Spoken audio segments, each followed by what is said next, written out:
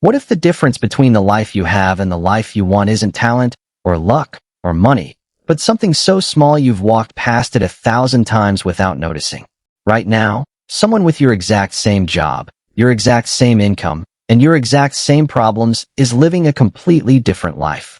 Not because they work harder, not because they're smarter, but because of a handful of habits so quiet, so unglamorous, that 99% of people scroll right past them looking for something more exciting.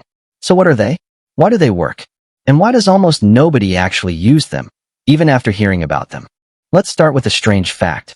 In 2009, researchers at University College London tracked 96 people trying to build new habits.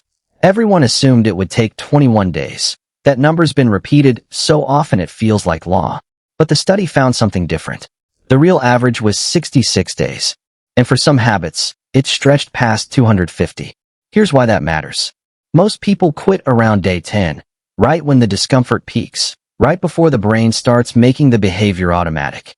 They're not failing because the habit doesn't work. They're failing because they stop one hill before the summit. But here's where things get strange. The habits that changed lives in this research weren't dramatic. No cold plunges. No 5-hour morning routines. The most powerful ones looked almost boring. Drinking a glass of water after waking up, writing down 3 tasks the night before, walking for 10 minutes after lunch. Why would something so small create such a big result? To answer that, we have to go back further than psychology. We have to go back to evolution itself. Your brain didn't evolve to help you build a business or transform your body. It evolved to keep you alive in an environment where saving energy meant surviving. Every habit you form is your brain's attempt to make behavior cost less energy. That's why willpower fails. Willpower burns fuel. Habits don't. Once a behavior becomes automatic, your brain barely spends any energy on it at all. This is why the same 20 people can attend the same motivational seminar, feel the same fire, and only one of them changes anything 6 months later. Motivation is expensive. Habits are free. Then scientists discovered something even more unexpected. In the 1990s, MIT researchers studying rats in a maze found that when a habit fully formed, brain activity in the decision-making regions actually dropped. The behavior moved into a completely different part of the brain, the basal ganglia, a zone linked to automatic movement, not conscious choice. In other words, once a habit sticks, your brain stops treating it like a decision. It treats it like breathing.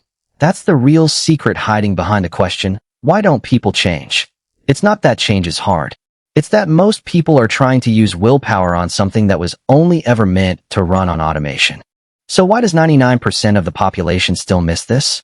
Because habits don't feel important while you're doing them. There's no applause for making your bed. No congratulations for reading 10 pages. No dopamine hit for going to sleep on time. The brain is wired to chase things that feel rewarding immediately, not things that pay off in a year. So people abandon the boring, working habit and chase the exciting, empty one. But the real mystery is this. Some people do stick with the boring habit. What makes them different? Researchers studying self-identity, including work referenced by psychologist James Clear, found something fascinating. People who succeeded didn't focus on the outcome. They focused on identity.